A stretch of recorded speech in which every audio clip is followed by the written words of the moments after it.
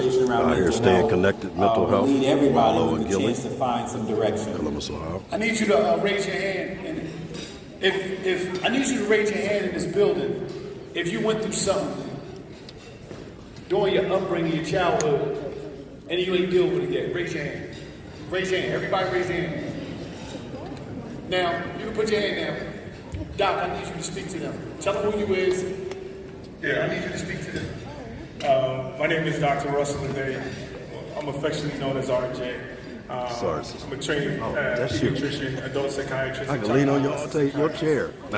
Which basically means I'm a doctor who got a lot to do. And that's cool and all. That's not the most important thing. I think the most important thing to this, especially to this question that you just brought up about childhood, is that I'm accessible.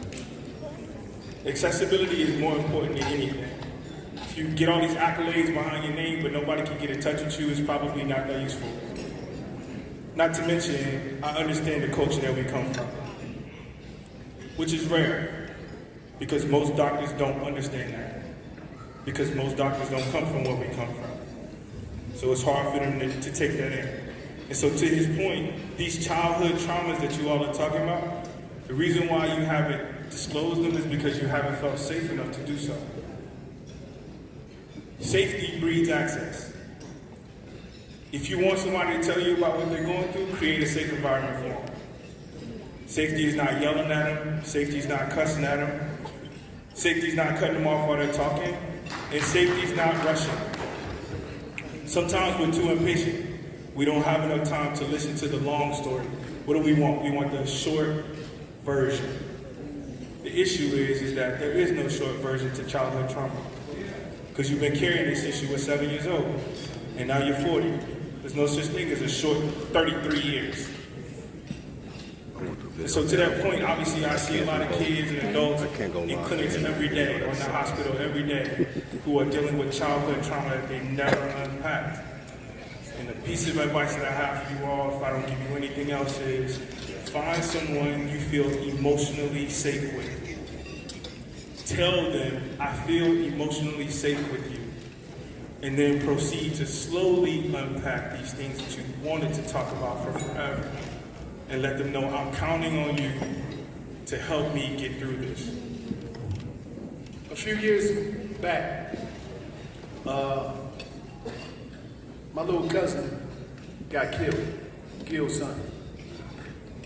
And I had to be the one to tell him. Now, it took so much, I was trying to walk away from it when I got the call and I realized what was going on, but he wouldn't let me. What was crazy about that, after we went through the whole process of seeing him go through the different changes, at a moment I had to ignore my pain and put it to the side because I had to cater to him and I wanted to be there for him, so I couldn't even be emotional. And after it was all over, I sat back and thought of two things. I thought about the dehumanization of black people by black people, right? The dehumanization of black people by black people. When you're a little kid, you're a little boy, you want to swing, you fall, you start crying. The first thing they say, stop, be tough, stop that, don't cry. We're taught at a very young age not to be humans. We teach the kids not to be humans. I never really saw my cousin cry until that happened. But I also understood another thing, that we go to funerals like their birthday parties, and it's just regular to us. It's like, we know we're going to somebody's funeral every month because somebody going to get killed. Whereas though you don't even see people crying that much at funerals. We just go through there, look at the body, put our nice clothes on, eat some food after it, and we go about our life. We don't even mourn, we don't get sad. So we didn't put all this stuff away. And you talking to somebody right here that I spent most of my life incarcerated. I spent 5 years in the juvenile system. First got locked up June 30th, 1990. I was 11 years old for a couple of days. 15 years. Wound up going to spend 5 years in and out the juvenile system. When I was 17, I got arrested for 2 armed robberies, 2 firearm violations. They gave me 19 and a half to 52 years, certified me as an adult. I was only 17. I went to jail. 17 came on 37. I was probably about 27 when I learned how to cry in jail. That was the first time I really thought I was crying because I was in so much pain from my upbringing And I didn't even know that I could cry. So think about the people that's in your life and in your family, and think about what they're going through. You know how we got the family member that just don't care, they push everything off? We gotta start getting back to just being a human being. Not worrying about what they're gonna say about us, who gonna laugh, who gonna talk about us. We gotta get back to being human beings. Because in the grand scheme of this thing, we're losing. We behind the 8 ball. Because first of all, everybody got a shield up. All of us walking around paranoid because we come from the ghetto. We think everybody trying to play us to get over on us. Some of them believe us. We don't even believe it's good humans out there no more. Because a lot of us first got victimized in the home by people that said they love us. So you carry that for 20 years, 30 years, 40 years, 50 years, 60 years, 70 years. So now we got to find people that we can talk to, because we've been carrying all this stuff for so many years and thinking somebody's going to talk about us. Because in the black community, we always talking about somebody's business. We always gossiping. So it's hard. I heard a person tell me, I ain't going to no black therapist. They talk too much. So you're going to go to somebody that don't even know your upbringing. Don't know about you. So today is about connecting with the true you. And you gotta be authentic. And you gotta be able to look in that mirror, take everything off. Take the makeup off. The fellas take the Beijing out, the beards and the hairlines and stuff. I told the one brother back home, I said, Rick and Reese. I told Rick and Reese that Trump ready to ban Beijing. They said, what? What? They almost panicked. Rick and Reese on where y'all at, man. They somewhere. They almost panicked. They said, Trump gonna do what? I'm talking about, he almost had a heart attack. I had to catch him. You think what I'm saying? So, they gonna kill me about that. But no, I'm just saying, like, think about this. They be Beijing up too. We quick to prioritize. Think about our black community. We so quick to prioritize what Keisha and Bobby and Boo Boo and this person and that celebrity and that person is doing, but we forgot about ourselves. We worry more about what people will think about us. The perception, like we pimp our people future perceptions of us. When you get up in the morning to put your clothes on and you get dressed and you say, oh no, this don't look right. Do it don't look right for you or it don't look right for your co-workers that might say something about what you got on. Talk, sir. We really got to start connecting. But in order to connect, we got to go to the mirror, strip down, and be real with ourselves. And tell yourself, I'm a liar, I'm a cheater. I've been bullshitting. You gotta be straight up. You gotta be straight up. And until you hit that, you're not even gonna be able to go back to yesterday. You ain't gonna be able to connect because you're not accountable. None of us want to be accountable. Everybody perfect. Everybody better than somebody. Everybody got something to say about somebody when we ain't got our stuff together. Nobody got their stuff together. We all figured it out. I don't Mental care. health I don't awareness. care if you're in a one-bedroom apartment or if you got a mansion, if you're driving a Honda or you're driving a Porsche Lamp. Everybody is jacked up and we all hide behind these things. The brothers is hiding behind the Beijing, the sisters hiding behind the lace fronts. You dig what I'm saying? It's cool though. Ain't no wrong with the lace front, especially if hold up, shout out to listen. Do you know, no BS. Just no, I ain't playing, listen. I get out of jail, right? Me and him driving, right? We driving down the street, I said, damn. I said, all these chicks got Indian in their family now. They hear all, I didn't even know about the hookup. You think what I'm saying? I'm like, damn, she got the baby here? Damn.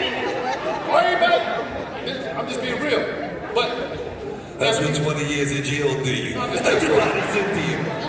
I'm like, damn, it's crazy. You know, back in the day, she got Indian in her family. You know what I'm saying? That's what we thought. But no. Now let's be real. See, one thing about the black community, I'm gonna be real. One thing about the black community, if you can make them laugh, you can make them listen. Y'all ready now? Yeah.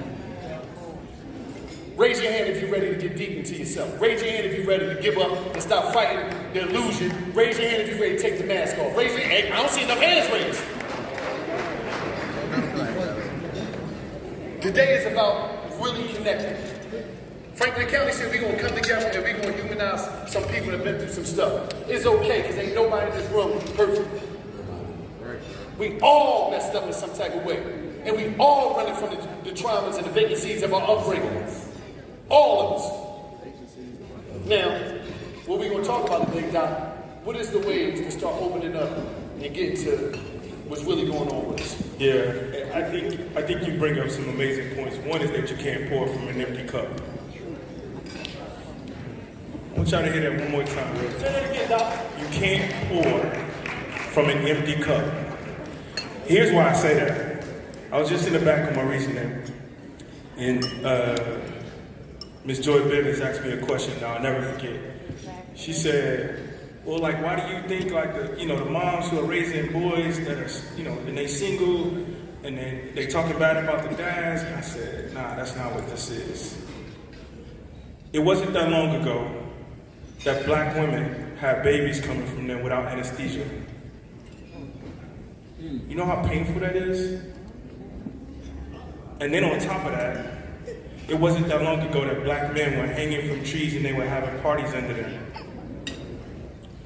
So what that means is you have two individuals who have deep-seated, unconscious pain. Hurt people. And they were never given an environment where they could be safe enough to talk about the hurt and the pain. Not to mention they have a society that tells them, let me do an experiment real quick. If everyone in here closed their eyes and I said an orange jumpsuit, you could picture a black man in it. You know what that tells me? Unconsciously, you can devalue a black man and not even know it. So all of these unconscious things are happening in our society. It's situations like this that give us a very small window to do something drastically different, to open up and have honest dialogue. Not the dialogue where you're trying to justify how you see how someone sees their mental health, but the dialogue where you just listen to someone. You listen to someone share their point of view and realize that maybe they've never been given an opportunity to share their point of view. Every black woman in here wants to talk about the person that they found and talking to them crazy. Black women have been devalued for forever. For forever. As long as we could possibly imagine. Black men, come on, man. There was a time in our country when black men would be put on posts and they would dehumanize them by cutting off their genitals in front of everyone. Now we just do it through incarceration. People are in major pain, ridiculous pain. In the hospital, if we want to stabilize a patient, we address their pain first. It's hard for us to address anything else if we don't address their pain first. There are people who put these masks on, like Wallo talking about, and they go to work, and they come home, and you ask them, how was your day? And they say, exactly. But is that true? Hell no, it's not true. Of course it's not true. To be black and American conscious is insanity. Ace Baldwin talked about this. But we have to create a community of healing. Not a community where Maurice I gotta be better than him. You running your own race. If you comparing yourself to somebody else, you are comparing apples to oranges. Y'all ain't started at the same place. Y'all not gonna finish at the same place. God ain't create y'all the same. There's no part of you that's the same as anyone else. Even twins have differences. The only thing we all have in common is humanity. There's this book called The Same Kind of Different as Me. If you ever get an opportunity to read the book, you'll realize black, white, tall, short, gay, straight, people not that different. Everybody's hurting. Everybody's in pain. And everybody's looking for safety. Behavior is a form of communication. Kids who are erratic are trying to tell you that they don't feel safe. Adults who scream feel like they're not being heard. just think a little bit deeper than what you see on the surface, because there's always more to the story than what you see on the surface. I think that's why it's an unbelievable battle going on amongst us. Raise your hand if you ever got arrested before. God damn.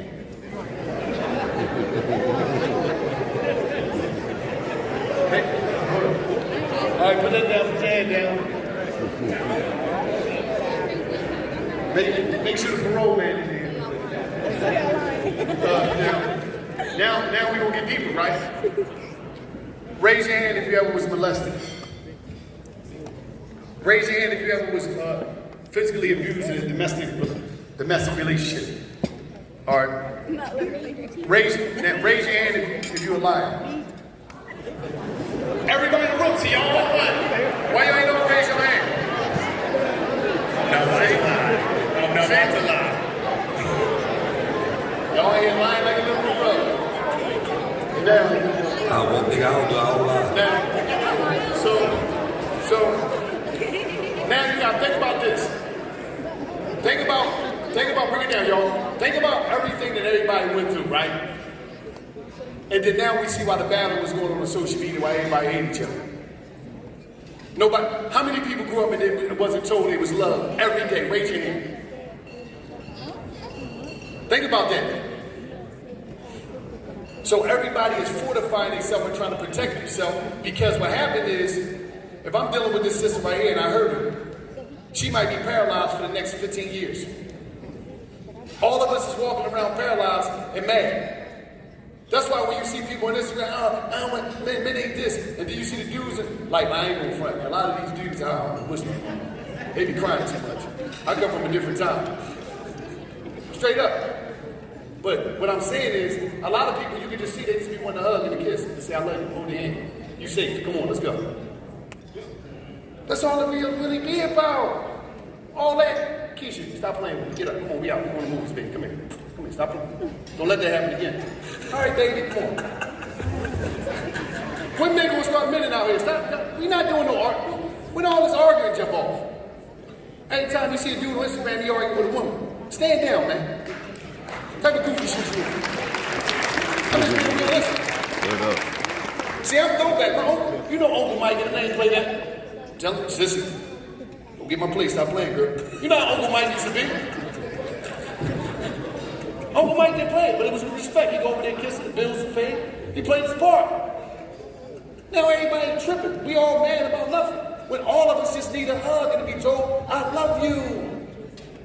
Look at them sisters, beautiful queens right there, man. Oh, the sisters right there. Mr. Mike ain't playing, Grandpa ain't playing with them, he handled his business. Grandpa took his responsibility, he handled his business. But now we don't see, you ain't at the table, we don't even get at the table. The kid in the back room on the iPad, he ordered off a DoorDash or one of the joints. You and your roommate, we don't even talk to each other no more, man. In the house. But soon as little Boo-Boo get locked up for shooting up the block, my baby never shut up, Keisha. Boo-Boo's a serial murder, you don't even know him. Shut your ass up. Like, let's be real. We can't get nowhere until we real with each other. Do you know how many funerals me and Gil go to? When we go to the funeral, we sitting there, Keisha in there, I can't believe it. And I'm like, you want me to tell you? I'm like, Gil, Chip, because he crazy. Don't tell him right now that his son is crazy. So, not today. Tell him 2 days later, your son was a serial murderer. I'm just being real though. We don't even know our kids because we so consumed in trying to live. Listen, we trying to live our second childhood. And now with this technology, you got dads that want to be young boys. You got moms that want to be bad. Like everybody is trying to escape being a parent because we didn't have parents. I'm just being real. And it wasn't that people ain't want to be parents. The structural system ain't allowing them to be. It was a struggle. She trying to pay rent. Dad might be in the penitentiary. Mom trying her best. So she dealing with Ronnie, Bobby, Ricky, and Mike. Because all of us had like doing dishes. No, not different. But all of us had like 4 or 5 step-pops. I'm just being real though. See, this is the family me without y'all. This is my family. All of us had 3, 4 step-pops. Not because our mom was at home. Mom was trying to figure it out, man. She was trying to figure it out. And you know what's crazy? We always like to step out that bought us some more shit. You ever notice that? We always like him the most. Where Mr. Mike at, Mom? You know what I mean? That's how we, I don't like Mr. Kev. Mr. Kev told you gotta do your homework, and now you don't like it. I mean, but what I'm saying is, we gotta think about all the stuff we went through. If, when we leave here today, everybody take a piece of paper and write down everything that affected them in their life. Write down I'm talking about every prison bar that you create, because a lot of y'all is in prison. There's more people in prison in the free world than prison. Because you created this prison around you of all this, I ain't gonna let this happen, I ain't gonna.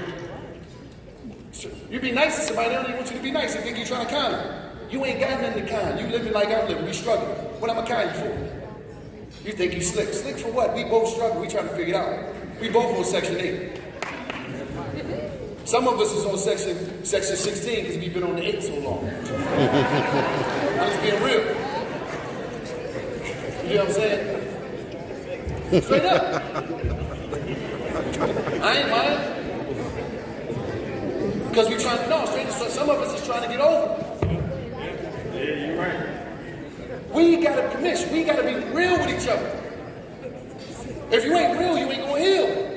Because you will keep lying and saying, I'm okay when I'm not. Hey, Wallo. He's crazy. To that point, can I just do an experiment real quick?